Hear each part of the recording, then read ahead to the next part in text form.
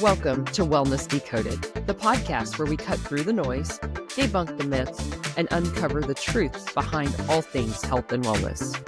With so much information coming at us from so many sources, it's more important than ever to make decisions rooted in facts and backed by science. Together, we will explore the latest research, break down complex hot topics, and give you the tools to become the CEO of your own health. I'm Secily Krehbiel, and I'm here to help you take charge of your wellness journey, one decoded truth at a time. Let's dive in. Welcome back to Wellness Decoded. I'm very excited about today's guest because we recently met at Coach Conference and have just really clicked. We have a lot of the same background and kind of the same thought processes. So I'm excited to have Maureen Soltwedel on, who is a former sales executive and strategic leader with over 20 years of experience in the healthcare industry across IT, Lean Six Sigma, customer excellence and sales at GE Healthcare and Becton Dickinson. Over the last 2 decades in the industry, she realized the best way to solve healthcare problems was to help prevent them in the first place. This passion led her to leave the corporate world and become a certified faster way to fat loss coach, helping busy women over 40 take control of their health, feel strong, and find balance. With a background in industrial engineering and a passion for efficiency, she believes in short, effective workouts that deliver maximum results because fitness should fit into real life, not take it over. So welcome to the show, Maureen. How are you? Thank you, Cecily. I'm great. Thank you so much for having me. I love this podcast. I love what you're doing. Your other episodes have been great, and so I appreciate you taking the time to talk to me today. Thank you. Thank you. So my first question, I just want to dive in real quick and ask, what led you to become a faster way to fat loss coach? Sure. Okay. So as you said in my bio, I have 20 plus years in corporate America, but I have always been an active person. So starting when I was little, I was a swimmer. I was actually a synchronized swimmer, which is a little fun fact about me. I did competitive speed swimming in high school. And then in college, I was actually in the University of Wisconsin marching band. So I have always been active. I've always kind of had that active lifestyle. And then, when I got to corporate America, I started sitting at a desk and I realized that just having an active lifestyle probably wasn't enough. And so then I got a lot more into fitness with intention. And I was the queen of workout videos at home. If you've done one, I've done it too. I have done Walk Away the Pounds. I have done the original Beachbody DVDs, the original P90, Slim and Six, Turbo Jam, Pio. That was great. I have the Firm. If you ever see some of my videos online, I still use my blue Firm box, like for my plyo jumps. So a lot of that. I've done every gym. I've done every program. I always like to say I'm like the Goldilocks of fitness. If there's something out there, I have tried it and I can tell you about it. But fast forward in this 20 years of, now I'm having kids, my job, I'm getting more responsibilities at work.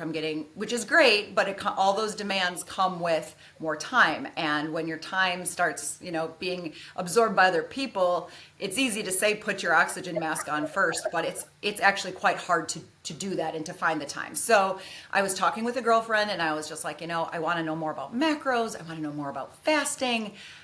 I'm going to the gym here, but I'm eating over there, and I feel like I'm doing all the right things, but it's not really working for me. And she told me to try the faster way. So in 2020, I started as a client in the faster way before we knew about the pandemic, and I had crazy good success. Like I lost 14 pounds. Oh, wow. 14 pounds. Like not in a week, right? But like with the sustained, reasonable approach to understanding your macros, fueling your body, efficient workouts, not spending hours on cardio, which was a change for me because I'm a Peloton girl too. Add that to the list of things, and I love all of that kind of stuff. And I really love all that cardio, and I love that high intensity. So learning the balance and learning about strength was really great. So fast forward again, after about 5 years as a client, I really saw a couple of things. First of all, corporate America was just not aligning with my goals and values anymore.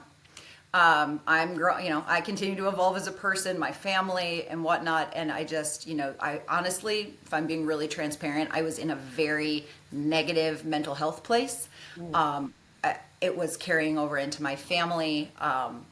just that level of negativity is not healthy for you. It does increase your cortisol, which does lead to weight gain and all these other things. And so, for a couple of reasons, that plus just spending so much time in hospitals. So with healthcare, I was working in hospitals on the vendor industry side, but I was in the hospital. I was seeing the people that were in the rooms, and the people in the rooms, they're unhealthy people for the most part. Like if you have cancer, of course, there are certain things that afflict generally healthy people. But the majority of the people that I saw in the general population, general med surge, obviously had visible comorbidities. They were overweight, right? And you can only imagine what's going on with being overweight. And they were there for falling, right? And so they didn't have the strength and the balance and all of that. And so kind of combine all of these things in the little mix that's going on in my head. And it's like, you know what? The real way to improve healthcare is to get in the front end of it. And that's with, proper nutrition, efficient exercise, whatnot. So when I quit my job, I spent some time clearing up my mental health, getting myself back on track, which actually did take a while. So I have been on this journey. If anyone is in the corporate America space, I am there for you, girl. And it took a while, but there was this voice in the back of my head. Every time I was doing a faster way workout, I would literally be taking notes. Like I could do this if I was a coach, or I would post that if I was a coach. And one time, eventually that little voice just got loud enough and was like, this is what you're supposed to be doing. This is your passion. Like, what would you do if you knew you couldn't fail? It was this. And so I took the plunge, right? I'm going to put myself out there. I'm going to show everyone what I've been doing for 5 years because I've been living this lifestyle. And I decided to go all in and be a coach. And so I've started working.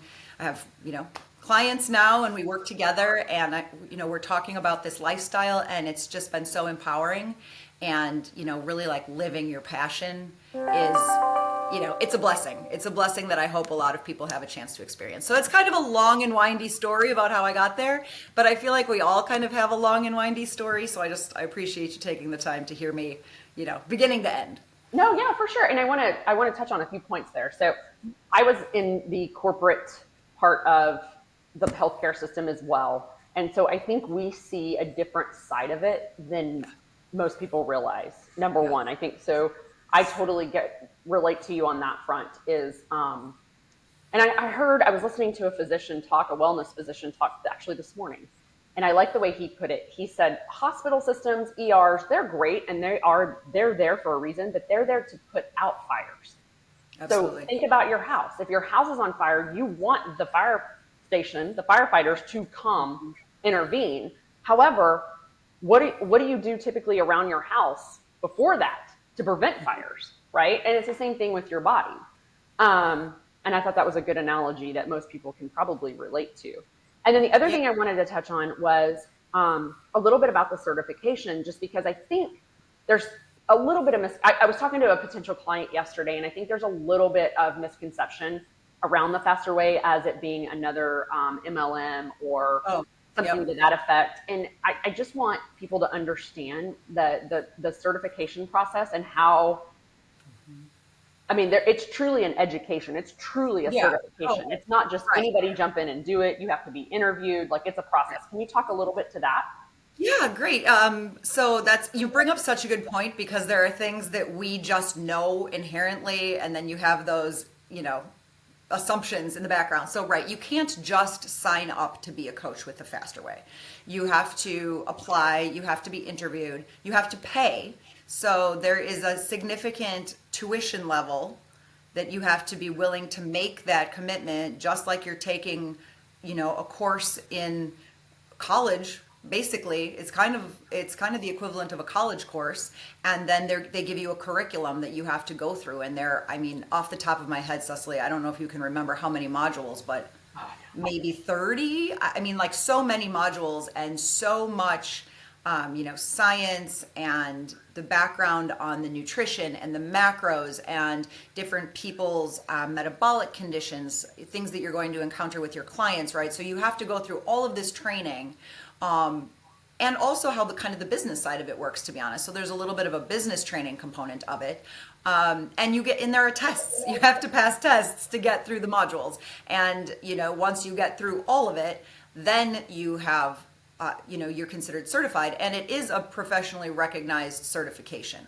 And so this is, to your point, it's not just, hey, join, be an affiliate, get some people to sign up. The people that are coaches, the people that you see online, Secily and myself, we have been through extensive training on this because the Faster Way has very high standards, and they want every client that signs up, regardless of who you're signing up with, to have that same client experience, the same level of knowledge, get the same information, so that the brand, to be real blunt about it, so that the brand can withstand scrutiny in the industry, because it is one of the fastest growing companies in the industry. It has clinical, research backed science that this process actually works to, reduce fat while building muscle. It's the only program, I believe, that has that actual scientific backing. And so therefore, those of us that are coaches have to be able to represent that.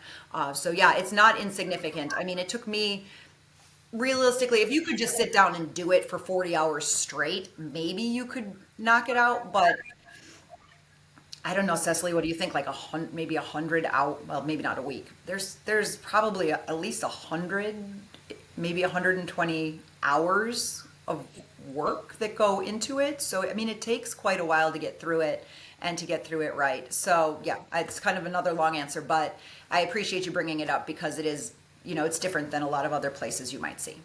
Well, and I think too that education is so important. I mean, we even do an advanced macro training, right? And that's because as you change, like I always tell my VIP clients, as you continue to lean out and build that lean muscle, your macro needs are going to change. They should change. Yes. So we need to be able to adjust you in each season of your life to where you are and meet you where you are. And if you don't have that education behind you, that can be hard to do. Right. And that brings me actually to kind of what we were going to discuss today is one of those things is alcohol, right? Like most people will tell you alcohol will sabotage your weight loss goals. Mm-hmm. So I know that's something that you and I talked about a little bit at conference. And so I wanted to ask you, like, what inspired you kind of to focus on alcohol's impact with weight loss and just overall health? Yeah. So several things, of course, as every answer has. But number one, I live in Wisconsin. So I don't know if people are familiar with Wisconsin and our culture here, but it is a very alcohol-oriented culture. So I even have a T-shirt that I wore on St. Patrick's Day that says, like, Wisconsin, America's Ireland. So it's part of our... It's freaking cold. It's so cold. You guys are inside all the time. Oh, Secily, it's cold, so we drink wine. It's warm, so we drink on a boat. It's fall, so we drink in a parking lot. I mean, it is the culture here, and it's fun. I mean, it is fun. People that know me in real life, I mean, I love alcohol. Like, I love it. It's my friend. It's my friend. It is my alcohol. It is my drug of choice. I don't use any other drugs because I always say I am professional. I am a professional level alcohol drinker. We installed a wine cellar in our basement. We go to trips in Napa, right? We do all these things. And I mean, I love a vodka soda or a vodka diet tonic on a boat, right? And so that is part of my life. But I also know that it's not a healthy part of my life. And I know, sort of the general idea that it does sabotage your weight loss. If you start a program, they're always like, eliminate alcohol. So that kind of led me like, let's understand why, let's understand what's happening and how it actually works in your body and what it's doing. And this, I think it's a myth, right? The topic of this podcast is myth busting. Everyone's like, well, it's alcohol. Alcohol's making me fat. Yes and no, right? And so I think that's what we're going to dig into today. And so me, for my own journey, digging into the why and the science, because like you said, I'm an industrial engineer. I love like breaking things down. I love the science, and knowing the science, I think also helps reinforce the choices in the pattern, because once you know something, it's really hard to make the choice knowing what it's doing to you, or it makes the choice different. It's much more informed. And so I think a lot of it is the intention, doing things with intention instead of doing things out of habit. And we'll talk more about that too. Yeah, no, that's awesome. And I agree with you. I think I tell clients life is a 80-20, 90-10, right? So like, if I'm not a huge sweet person, just not my gig, like, we joke in the community, the Fast Way community, because our CEO loves donuts. So her treat after leg day on Saturdays is donuts. Donuts don't do it for me. Like, I can go the rest of my life and never have a donut and be completely fine. I enjoy a glass of wine. I enjoy a margarita. So for me, on our treat days on Saturdays, our leg days, that's usually my treat. Yeah. And that's okay, because I give up. I think it's where people indulge in all the things that it becomes a problem, versus I give up the sweets. I'll leave the sweets behind. I'll leave the fried food behind. I'll leave all that behind. Yeah. And take my wine instead. Yeah. Yeah. With intention though. So let's talk a little bit. Yeah, it's intentional. You're right. Correct. So let's talk a little bit about alcohol and the metabolism. So can you explain to our listeners how alcohol affects the metabolism, and why it can stall fat loss? Because there is some truth to that. Absolutely. Absolutely. So I'll just sort of start at the beginning. Alcohol itself is not making you fat. Alcohol has no nutrition in it whatsoever. It also has like fairly low calories. So if you would just, let's say all you would do was drink alcohol, you would not get fat. You would pass out. You would be dehydrated. Need a But you're liver not transplant. going to wake up in the morning fat because of alcohol. So that's like fundamentally okay. Because I think people kind of make that excuse like, well, it's my alcohol. And then it's kind of a throwaway. Well, let's dig into why. So alcohol is a poison. Yeah. Just the sad truth. There's been a lot in the news lately about the effect about alcohol and cancer and such. So, I mean, that it is a toxin. Let's just be honest. The choice that we're making, the part of our culture that celebrates this is celebrating ingesting a poison. And it might taste good, but it's not good for you. So once you swallow it, any amount of alcohol, your body recognizes that toxin. And our bodies are at the base level here to keep us alive. Keep us, everyone talks about that little, T-Rex brain, whatever you want to call it, your lizard brain that's in there, and fight or flight and whatnot. And your body's like, oh shoot, I've been poisoned. I ate a bad berry in the field, whatever, right? Like your body is still very primitive considering we have all this AI. I mean, if you really think about the basics. So your body's like, shoot, poison. So fight or flight mode goes on.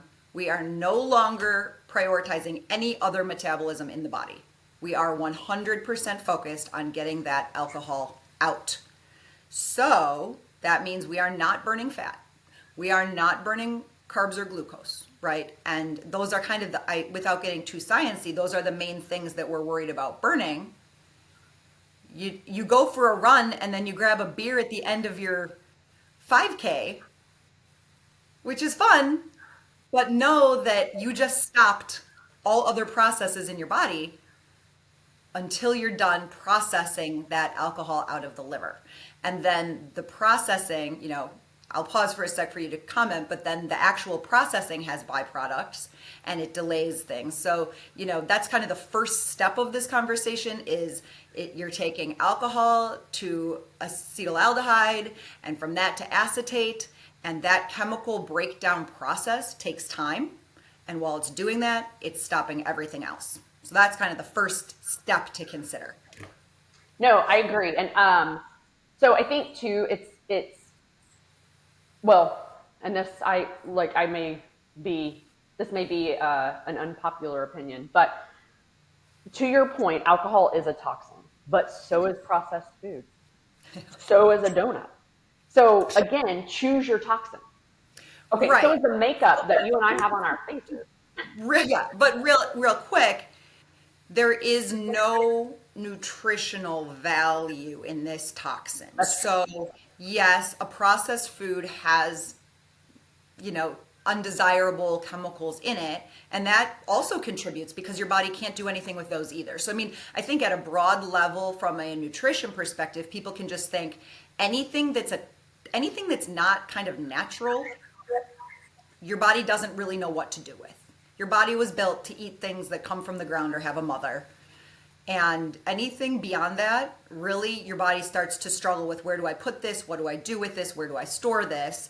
And so, yes, I mean, I think that this conversation is true across the board, but when you think about alcohol as its own very narrow category, it's not like, well, at least I got a little bit of vitamin C or something. There's nothing except the alcohol, and your body is laser focused on getting that out. Whereas, like, if you're eating a piece of processed cheese, it's like, well, let's get the protein out of here and a couple of carbs that we can take, and then we'll just like shove these chemicals in our gut for a little while, and that's a whole other conversation. But it's not shutting down, when you're eating a processed food, it's not shutting down your metabolism of other things. No, and you're right about that. It is not. But in my mind, I guess I always go to inflammation, and I'm like, well, for sure, alcohol causes inflammation, so does X, Y, and Z, right? And I'm not promoting, to our listeners, I'm not promoting everybody go drink and become an alcoholic or right. drink every day. I'm not promoting that.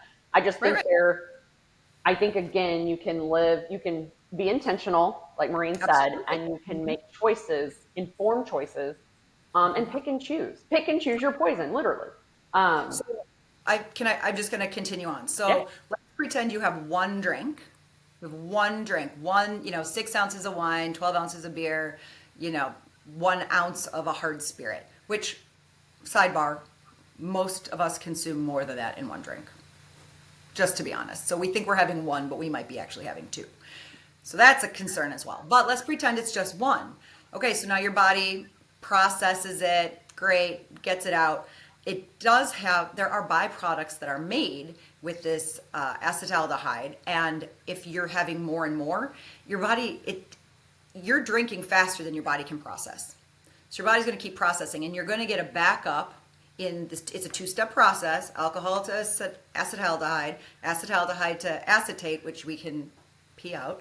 And as you're building, going through it, you're buffering all that acetaldehyde, and that is what's giving you your hangover. That's what's causing your fatigue. That's what's causing your dehydration, is that toxic buildup.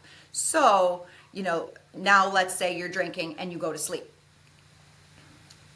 Your body is still doing that process while you're sleeping. So you're not getting a good night's sleep, right? You're like, oh, I drank too much and it disrupted my sleep. Well, what was disrupting your sleep is that your body wasn't in a fasted state. And that's a misconception, is that like, well, I stopped eating, so I'm fasting. Well, you're not fasting if your body is still processing, right? So you normally start a fast, you stop your last food at maybe 8 o'clock like I do, then maybe you're digesting that for a few hours, but by like maybe midnight, 1 a.m. maybe, your body is going into repair mode. Your body's going into repair mode. You're reducing the inflammation. Your insulin levels are coming down, all those other hormones. Well, if you've got alcohol on board, you could be processing alcohol all night long, depending on how much you drank. And the calorie count might not have been high. Maybe you were on vodka sodas at 64 calories a piece, but the body processing, right, has gone on all night. So now you're not rested. Your insulin is still jacked. You haven't burned any of your food properly, right? And you probably have a headache and don't feel great. So now the next day, it's this vicious cycle of catch up on your body. And so now maybe you're not making good food choices. I mean, that's the other thing. Too much alcohol wrecks your prefrontal cortex. There's no more grown up in the room telling you not to eat. And sometimes let's be honest, sometimes you don't even remember. Sometimes you don't remember. You're just like eating the thing of chips and salsa while you're having your third margarita, and you're not counting. You're not, even if you had good intention. And then the next day you're like, that wasn't bad. I just had, chips and salsa and some margaritas. That's like nothing. That's what's sabotaging, right? That's the answer to why alcohol is making you fat. It's not the alcohol.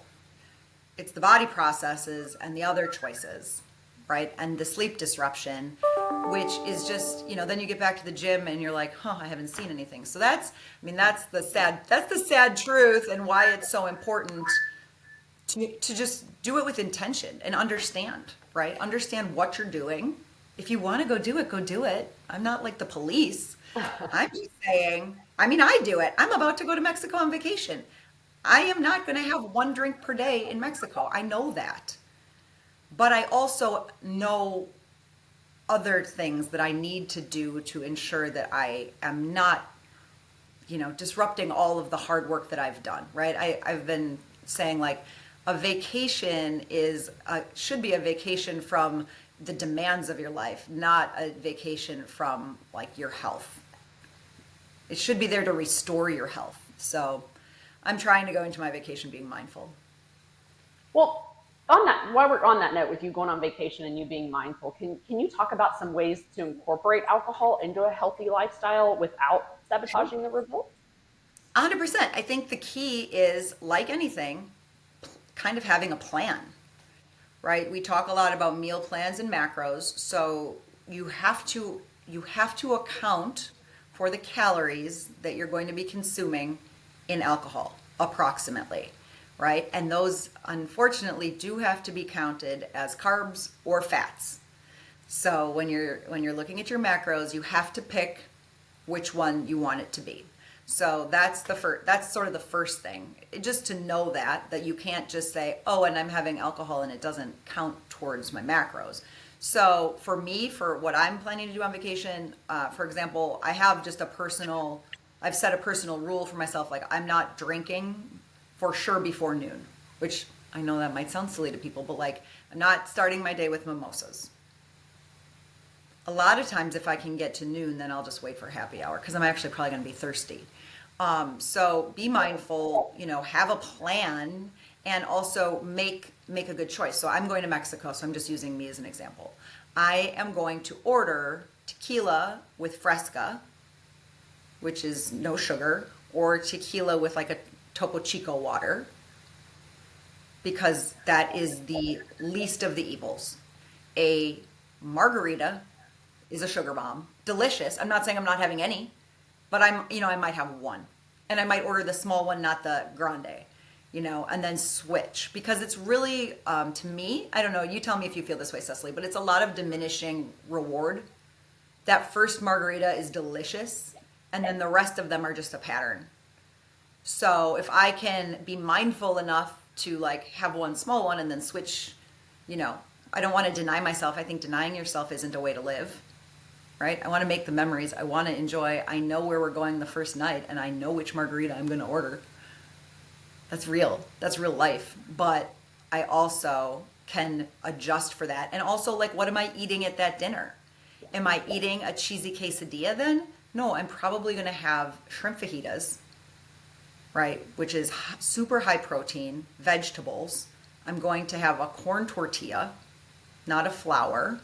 Right? I'm going to go with black beans instead of refried beans. And so I'm trying, while I'm making this choice that I know is not like the healthiest of the choices, I'm going to balance that with some other choices, right? Would I love to have just a cheesy quesadilla and dunk it in a bunch of sour cream? Like, that sounds yummy. But, but I have to be, I don't have to be, but I choose to be. I choose to be intentional and try and make balanced choices and, start my day with protein, try and stay full, try and not get to the point at the end of the night where I'm eating a bunch of empty calories because I'm actually full, because I'm full. So I might be having a cocktail, but I'm not munching on something else mindlessly. So just trying to make a lot of those different choices and strategies to be able to incorporate. I believe in balance, but I don't want a hangover. I am too old for a hangover. I still want to like have a nice day the next day. So, some of that unfortunate adulting does have to happen. Yeah, and 2 points on that. So one, I have to say, and you and I talked a little bit about this before we came on. We've both worn continuous glucose monitors just to help us get a better idea of what our bodies react to for glucose spikes. Mm-hmm. And what I noticed for me personally, and now I want to. Have you ever been to Austin, Texas? I have. Mm-hmm. Okay. So fun. So we have, and I know I live here, so I'm probably biased, but I truly feel this way. We have the best margaritas on the planet, and it's because they make them fresh. They don't have the pre-mixed junk they use. It's like agave, simple syrup, and a good tequila, right? Like it's very basic. And so interestingly enough, when I've worn my CGMs, red wine shoots me through the roof. glucose wise.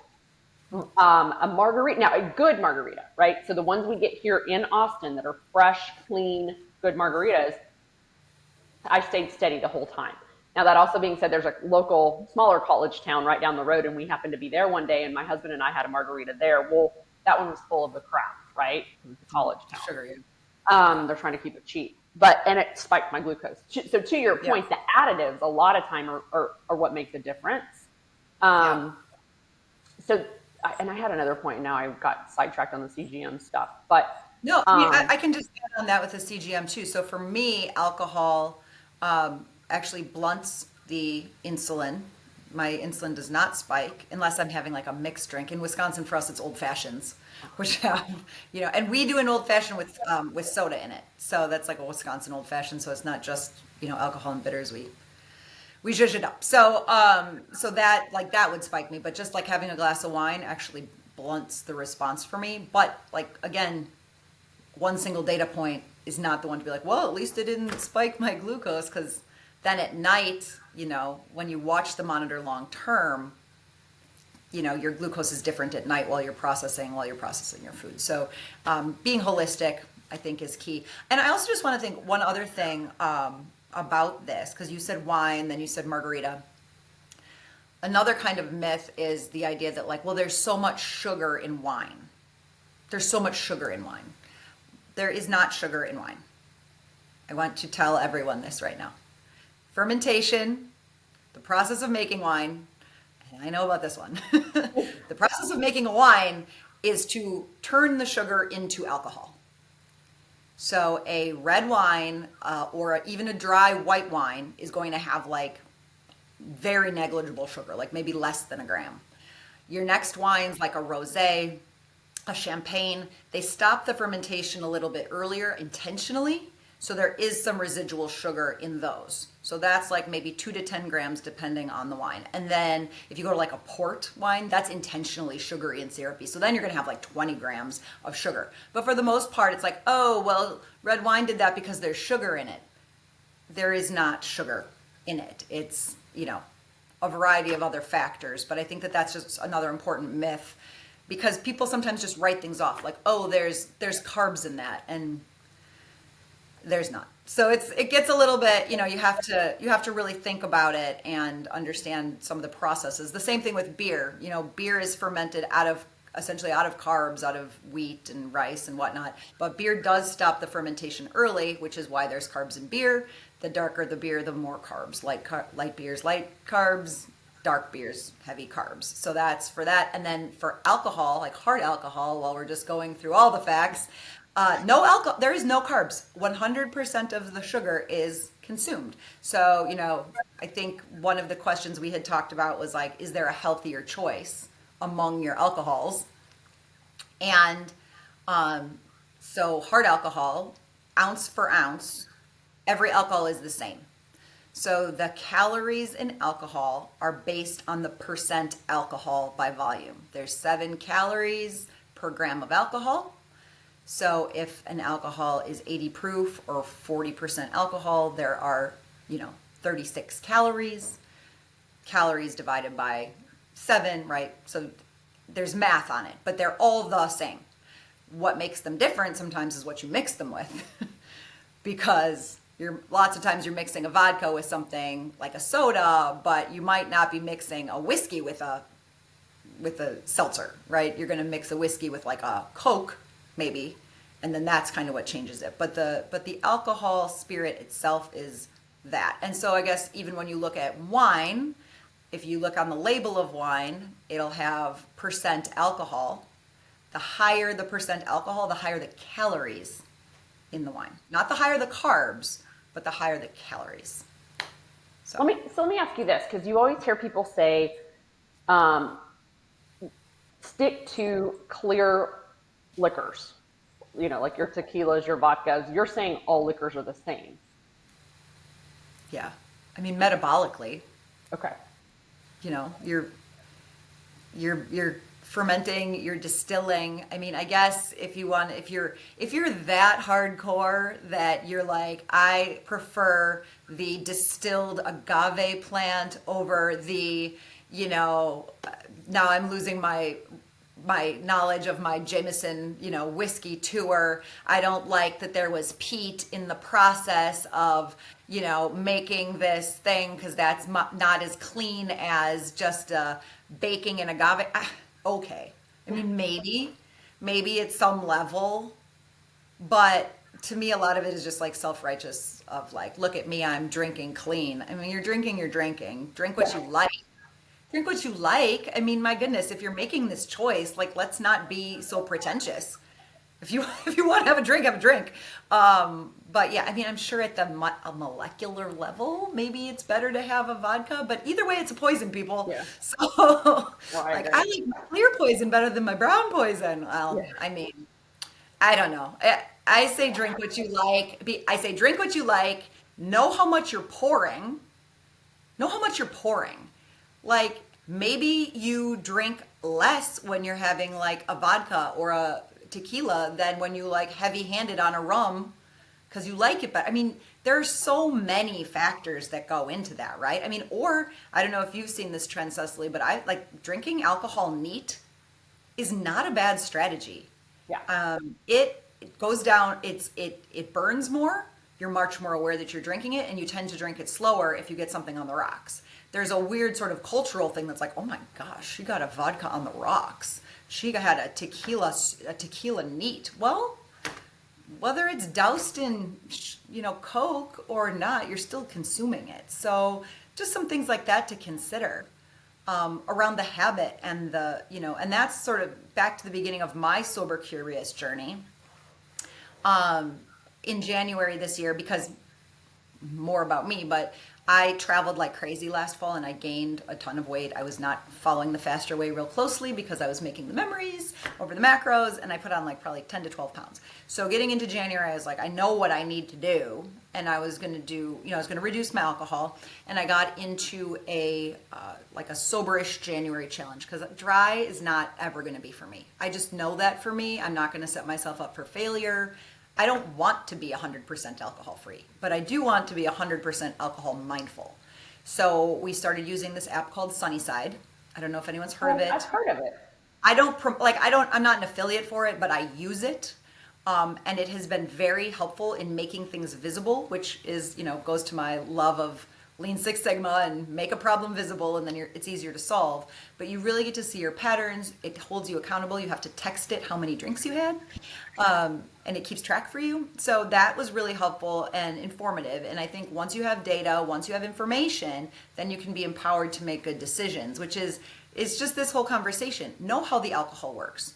Know where the calories go, and then choose with intention. And actually, what I have found now that I'm like 3 months into it, which isn't great, but I thought I was just going to do this like, well, we'll see what soberish January is like. And I really enjoyed it so much that like this is turning into a lifestyle for me, because I actually enjoy drinking more, which is weird. Like, it's a weird, unexpected byproduct. So a couple things. One, when you drink your drinks, I don't know, Cecily, do you always kind of drink the same thing? Yeah. Yeah. Like, I'm either like a cab, red wine, or like a vodka soda, vodka diet tonic, maybe an old fashioned once in a while. It's always the same. Mocktails, which are my substitute, are not always the same. So I kind of am enjoying the variety and learning something new there. So that's one.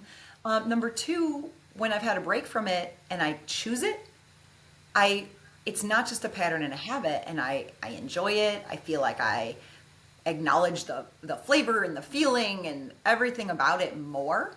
And so it's odd that like being more sober has made me enjoy drinking more, but it's, you know, it's true. It's because it's with intention, and, you know, like I'm not going to drink a bad glass of wine anymore. I'm just not. Oh, same.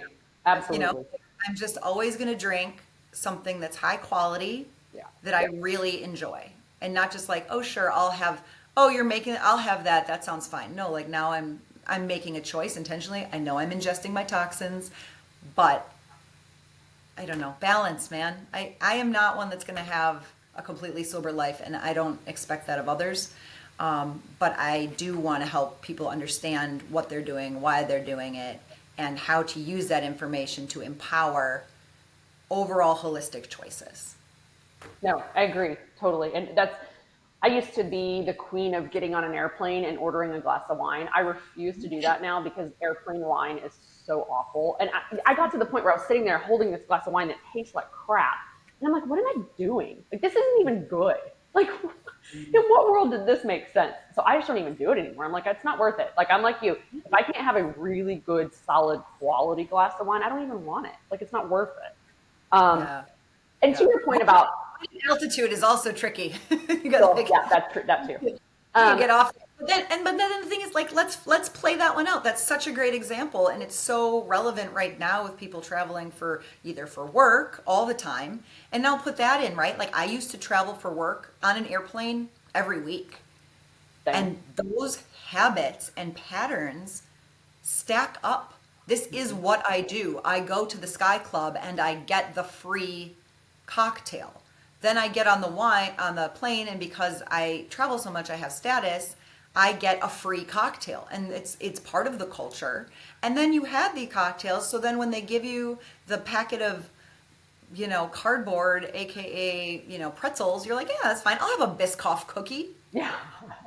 Like, why am I eating a Biscoff with a terrible, wine? But it's the pattern and the habit. And I think that's really common for people. I think that's it's part of life. It's part of human nature. As humans, we crave habit. We crave it. It helps us not have to make so many decisions. Decision fatigue is real. If you know this is my pattern, this is what I do, you just follow that blindly. And so that's the power of changing your habit to say, when I get on the airplane, I do something different. So another tip that I have that I do like on an airplane and that I'm also taking on vacation is I use craft mix. Cecily, you might have seen me have my craft mix when we were together, but they're just these little tiny packets. Again, I do not promote these. Like, I promote them because I like them, but this is not like an affiliate or anything.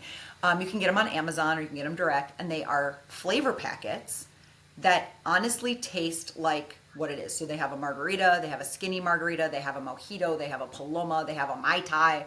They have all these different things, and you just add one packet to, I think, like 4 ounces of water, depending on like how concentrated you want it to taste. Tastes great.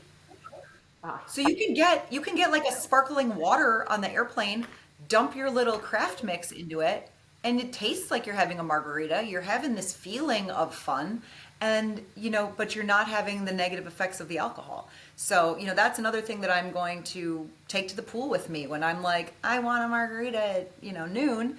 I'm going to probably start with a Topo Chico water, toss the craft mix in, see if that takes the edge off, because a lot of it is the peer pressure and the habit of this is what I do when I go to this pool, right? So I'm trying to be mindful. And hey, if I still want a margarita, I'm going to order it. But yeah, the patterns and the habits, very, very important to consider and very important to work on, right? Slowly. Well, and to recognize. Cutting everything out never works. It's just saying alcohol elimination, like it's never going to work. It's going to make you want it more. So yeah, that's a couple of my tips, but you're right on with like the alcohol in the air, and I don't know. I've been there. I've been in all these places. Well, I think a couple of things. I think one, recognizing that pattern, right? Because I got to the point where I was recognizing that pattern where I traveled weekly like you, and it just was like at the end of a long day, and it's a pretty high stress job. You're in surgery all day with doctors, a lot going on, without saying too much. And and you get on the plane and you feel this sense of like, oh. And so you're like, okay, I'm going to have a glass of wine to calm my nerves, right? And that's just the pattern I got into. And so then it just got to the point where even if it wasn't a long day, or even if I was just traveling for leisure, I got on the plane and my brain automatically was like, okay, plain glass of wine. And I was like, it finally hit me one day. I was like, this is ridiculous. This wine is horrible. This makes no sense. I don't really even need it. I'm not stressed. I'm not like whatever. Like, it just became a pattern and a habit, and I just need to break that pattern in my brain. And I did. And I did the same thing. I have an energy drink I really enjoy that tastes really good from Arbonne. And I would take those and mix them with sparkling water. And they're so good. Little packet, Arbonne packet. I've had that. Yes. The little fizz packets. Yep. I Yep. love those. But so one more thing to your tips and tricks, especially like when you're on vacation, something I've noticed about myself and I'm trying to be better about it is I will start, I won't eat right before I start drinking. And then I will have a few drinks and I'm not hungry, right? And so then I don't eat. So now, not only am I putting toxins in my body, but I'm nutritionally deficient, and I haven't gotten my protein in, and all those things. So what I've started really trying to focus on is making sure I eat before I start enjoying myself on vacation. It's like, okay, get a good, solid Base. protein, high fiber meal. One, that's also going to get your belly really full, and then you can't take in as much. So that's another thing I've noticed just with when you're traveling and a way to kind of help that. So let's dive into a little bit because I know most of my listeners are female, and I know everybody loves hormones. It's the Yeah. topic of the century. So Yes, let's of talk course. about hormones and let's talk Yeah. about hormones and alcohol. Yeah. How are the effects of alcohol on hormones like cortisol, estrogen, and testosterone? Yeah. Well, so it is, they're all connected, right? All of these processes in your body are connected. So you've taken in a toxin, your body's like, oh shoot, I ate a poison berry. That immediately triggers your cortisol, your fight or flight, hits up your adrenaline, let's go. We're danger zone in our body, right? And so you think about those processes that your body doesn't know that this margarita is delicious. It only knows that you ate a poison berry. So yeah, your cortisol is up, your adrenaline is up, and again, you stop all of your other metabolic processes. And so now you're just processing. And to your point just before, you're not hungry. You're not hungry because you are running from a bear. You are trying to survive this poison berry. This is not the time to stop and gather, some food. This is not the time, because really, if you have to think about your primitive brain and how your body, at its most basic level, what it's trying to do, it's not like, actually, I could go for some, for an omelet right now. That sounds great. It's shutting off those other cues and those other hunger cues because it's protecting you from this toxin. And so, yeah, everything, to your point, gets out of whack there. Now, let's pretend we're not day drinking. We do it at night. At night, this is when you're supposed to be fasting. This is when your body goes into repair mode. This is when your insulin is supposed to be coming down. You're re-regulating your estrogen and your progesterone and your testosterone, right? You're supposed to be having this reset, and you're not. So now you're out of balance, and you repeat the cycle, right?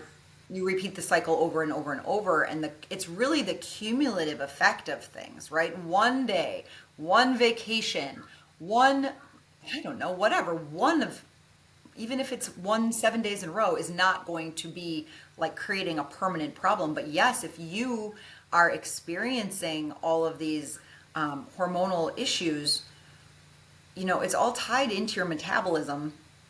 And, you're the expert on this, Secily. So I'm just saying what the alcohol is doing.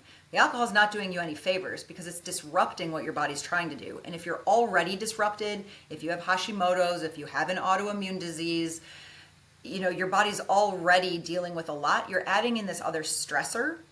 Cortisol is making you store belly fat. That's contributing to, to estrogen and progesterone. So everything is really interrelated. It's a puzzle, but, alcohol is not solving it. That's for sure. I mean, what do you see in your practice?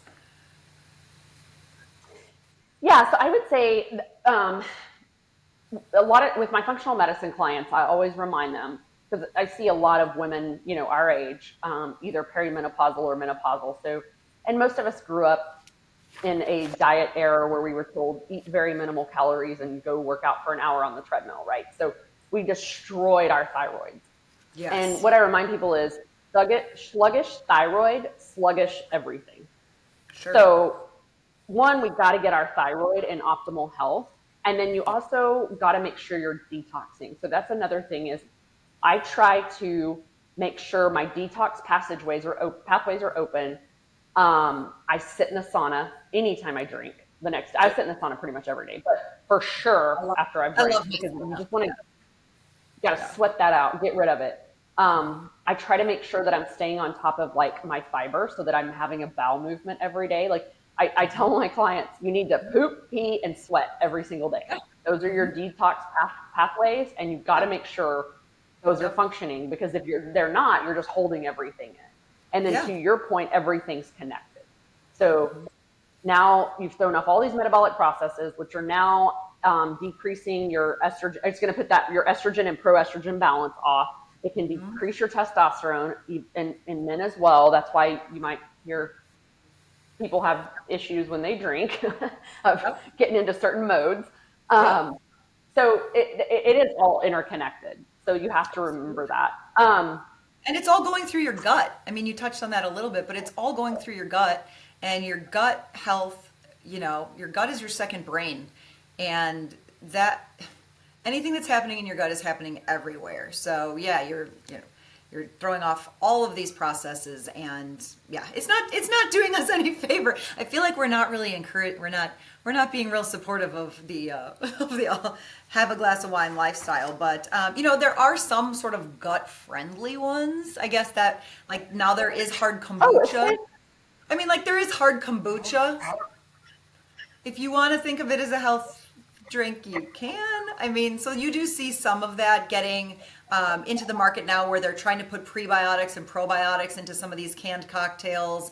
Some of them are putting in like ashwagandha and different things. But the truth of the matter is, like, the concentration of those good things doesn't really overpower the bad things, right? You can't. It's good for marketing, and it's not going to hurt you. But I don't know that having a probiotic in with your alcohol is going to do a net effect, because it really comes back down to this: alcohol to acetaldehyde to acetate process, the pure chemistry of what's happening in your liver, that really is driving the other effects, right? So it can be a benefit. Like, I just made a shameless self-promotion. I made a vacation survival guide for my clients, and I can have it linked. There's a couple things that we can link in the show notes, but I made one. And what I'm telling people when they go on vacation is, like, go for the wins, get your hydration, make sure you have your hydration, and try and have That's huge. a hydration supplement in your water. So, more myths. You can do a whole thing on how drinking water isn't making you hydrated. That's another good myth buster.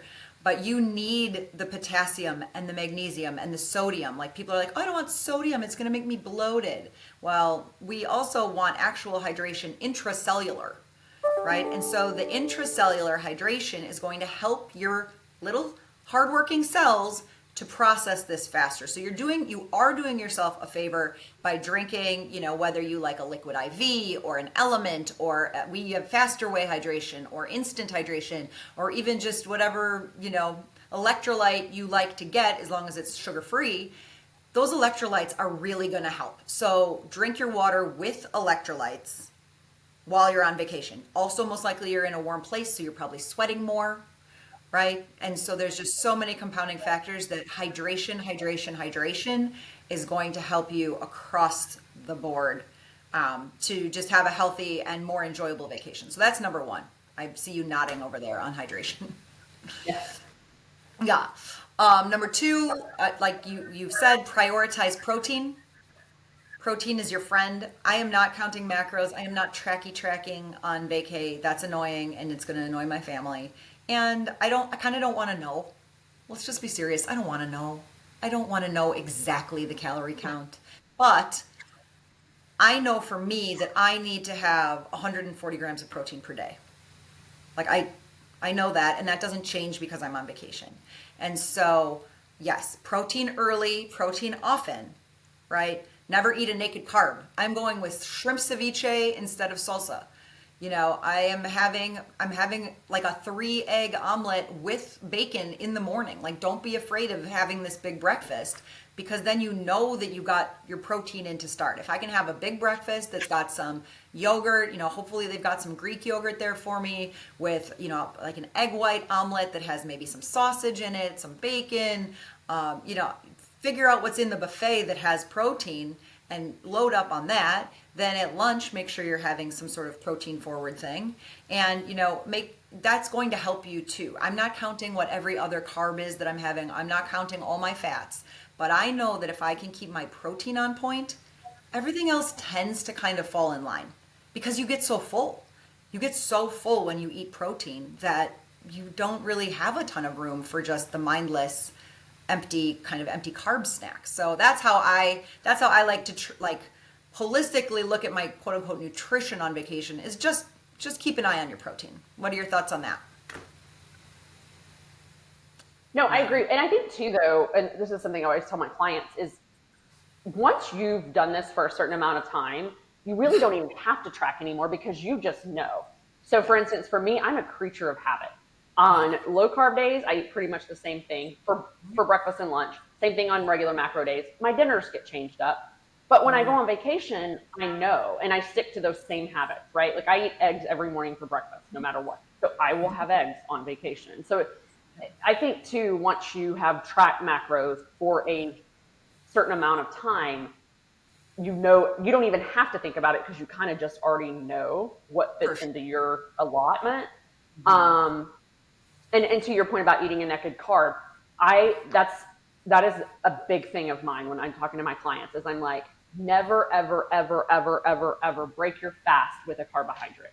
You will spike your glucose, and those glucose spikes, we want to minimize those, because that is what leads to insulin resistance, which leads to diabetes, right? Actually, let's backtrack. Insulin resistance leads to almost any chronic disease out there. If you look at I'm doing another hormone certification right now I'm working through, and I was reading this morning, and the root cause, we were looking at PCOS. The root cause of PCOS is insulin resistance. If we can go in and fix that, we can reverse a lot of these things.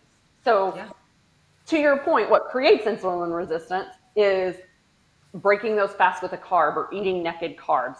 If you have a fiber or a protein or a healthy fat with that carb, it's going to slow down the digestion of it, which is going to slow down that glucose spike, which is what you want. And the same can be said for alcohol, right? Like, get your food in. I was just gonna say to that point, I mean, a sneaky problem on vacation is juice. Juice, orange juice, apple juice, fresh pressed juice, a morning juice shot, a green energy, green juice, right? You'll see this a lot in a buffet setting or whatever, like these little juice shots, and they're supposed to be your antioxidants for the morning, right?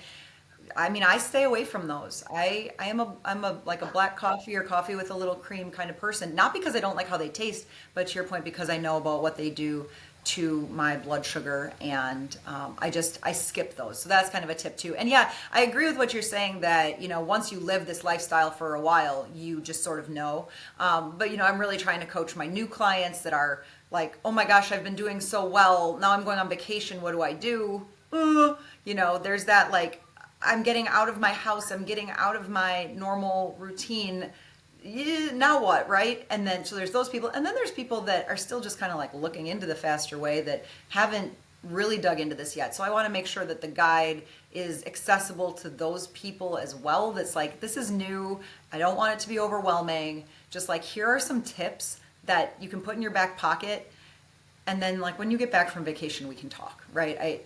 Just try and do this. Hydrate, prioritize your protein, walk, right? So walking, like, movement is medicine. Think about how you can walk. Depending on where your hotel room is, can you use the stairs a few times in the day? Can you walk on the beach if you're in a beach vacation? Can you walk to dinner and home instead of taking an Uber if you're in a city type vacation? Just think of those little places where you can get some more movement. And as I'm sure you would say, if you walk after you eat, also brings down your insulin, prevents those spikes, which is all good for your metabolic health. I mean, also good if you've been drinking alcohol. A little walk, a little walk after dinner, unless you're in a place where you can open container and take your cocktail with you and drink on the street, then maybe that doesn't work so well. But like, it's also kind of a natural breaking point that like, now I'm done eating, I'm done with my cocktail, and now I'm taking a little walk. Gives you a breather, a natural breather. So definitely I'm saying movement. And then, on top of that, little cherry on top, as we like to say in Faster Way, if you can get some actual exercise, like that is great, right? If you can find a time, I have in my guide, I have some real like basic things that you can do, even if it's just like a few air squats, like a few jumping jacks. Honestly, every little bit of movement helps. And yes, if you want to go to the gym and toss in a workout, that's amazing. But that's not the expectation, right? It's just try and maintain the healthy habits. And then I think also give yourself credit. Give yourself credit for just even being mindful. Give yourself credit for trying. Give yourself credit for drinking water. I feel like maybe also as high achieving, high performing women, like we don't give ourselves enough credit for what we are doing right. We focus a lot on what we're not doing right. So let's use our vacations to be mindful, to, choose with intention, to, or wherever you are, whatever time. I know this is kind of like a spring break time where we're recording this, but I think the concept is valid no matter when you're listening. When you get out of your house, when you get out of your normal routine, when you're in a situation that is, going to trigger some of these like other habits, because I don't want to say bad habits, they're just other habits. Think about it in advance, be intentional, make your choice, and, and then once your choice is made, it's made. Like, don't berate yourself. If you drank too much because you were out and you were having fun, okay. One day, one vacation doesn't, it's not going to impact your whole life. But the more educated we can be, the better choices we can continue to make, in the long range of life, those little choices do add up. They do have cumulative effect. So, that's sort of the message that I'm trying to get at. That's one thing. Is informed. Yeah. Go ahead. Well, and one thing I love about our program is our motto is progress over perfection. And you're right. Like I am, this is something I'm working on myself, is grace. Like I have a hard time giving myself grace. I'm very hard on myself. I'm my worst critic, all the things. So it's something I'm really working on. And so yes, give yourself grace. And then so what if you mess up? Just start over, right? So I tell my clients, I'm like, if you forget to brush your teeth one night, you don't wait till Monday to start brushing again, right? You brush at your next opportunity. So same thing. You overeat or you indulge in some alcohol. Okay, so what? Right. Just start over the next day.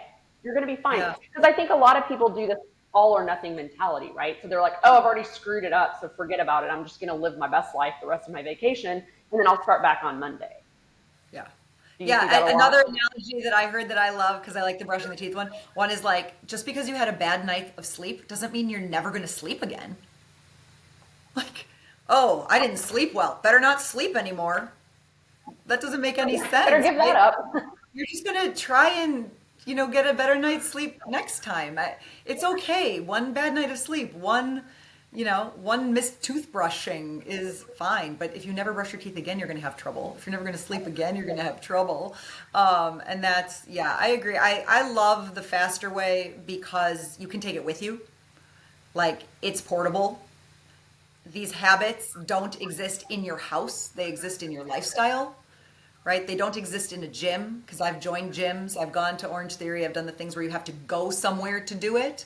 Like, a lot of it is just behavior and food choices and then movement. And you take your, if you want to do the exercises on vacation, you take your app with you, and away you go. So it's just, I have obviously lived the lifestyle and believe it, because you get off track like I did last year, gain some weight. Okay, well, just get back to it. It'll come off. This isn't, it's pretty fundamental. Eat what your body needs for nutrition, sleep, hydrate, right? And our goal is longevity, right? If we want to be here for the long haul, we want to, avoid disease. Kind of going back to the beginning, I do not want to be one of those people in the hospitals. I do not because I want a six pack, not because, although that would be nice. I don't know if it's in the cards for me, but like that's really not my goal anymore, right? My goal is to prevent disease, to be healthy for my kids, my grandkids, hopefully my great grandkids, and, be strong, be able to lift heavy things, be able to balance when I'm putting my shoes on, whatever it is, and have the longevity, have a strong metabolism that's going to help me be healthy for the long haul. And if that also includes an excellent glass of wine with intention, then that is also part of my healthy. That's also, even though it's toxic, it's also part of my healthy lifestyle, right? So yes, alcohol is not making you fat. Your choices around alcohol are making you fat. Not understanding what alcohol is doing inside your body or just willfully ignoring it, that is making you fat, right? But alcohol itself is not the criminal here. And so, I just want to let everyone know, if they want to know more about this, I have 2 resources, Secily, that we can link in the show notes. I have this vacation and I have a staycation. I have a vacation and a staycation survival guide that kind of just helps you track those 4 things. But then I also have a guide on alcohol specifically, how to understand how the calories work with the macros, what the different calorie breakdowns are. If people want more information on that, I'll have you link that as well, because there's some resources if you really want to dig into more details. And obviously you and I are both available, I think, for more, follow-ups if there are questions. Absolutely. So I want to wrap this up, and then I'm going to ask you like where people can go find you and where they can look you up. But lastly, I just want to know and you may have already answered. It sounds like you probably already answered this, but I'm just going to hit it anyway. What's the biggest myth about alcohol and weight loss that you would like to debunk? Yeah. So the biggest myth is that alcohol itself automatically makes you fat. The truth is that it's just calories. It's calories, and it's your body's, chemical breakdown process that's going on behind the scenes. What the real problem is not the alcohol. It's how it disrupts your hormones, disrupts your sleep, disrupts your fat burning, disrupts your cravings, right? And also that you're not accounting for it properly when you're looking at your overall macros, if you're counting macros, or even if you're counting calories.